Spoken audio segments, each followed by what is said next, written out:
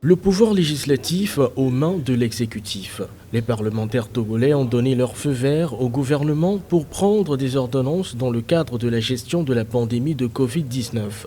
Une décision prise à l'unanimité pour une durée de 6 mois et qui se justifie par la nécessité d'être réactif dans un contexte de pandémie mondiale. La riposte engagée contre la maladie de coronavirus Covid-19 commande donc une extrême réactivité et une capacité exceptionnelle d'adaptation des différentes mesures de prévention et de protection prises, ainsi qu'une mobilisation de moyens de tous ordres en vue de trouver les solutions qui permettent d'endiguer durablement les effets de l'épidémie.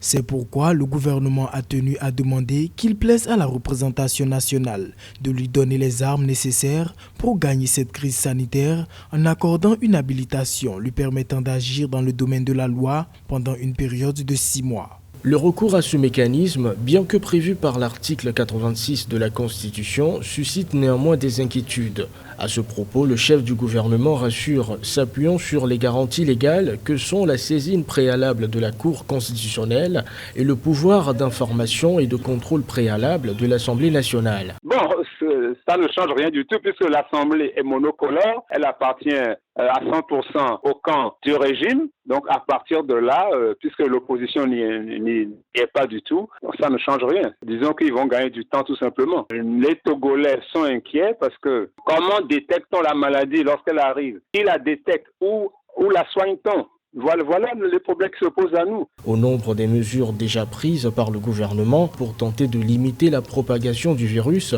s'ajoute désormais l'interdiction à tout passager de débarquer sur le territoire, et ce pour une durée de 14 jours.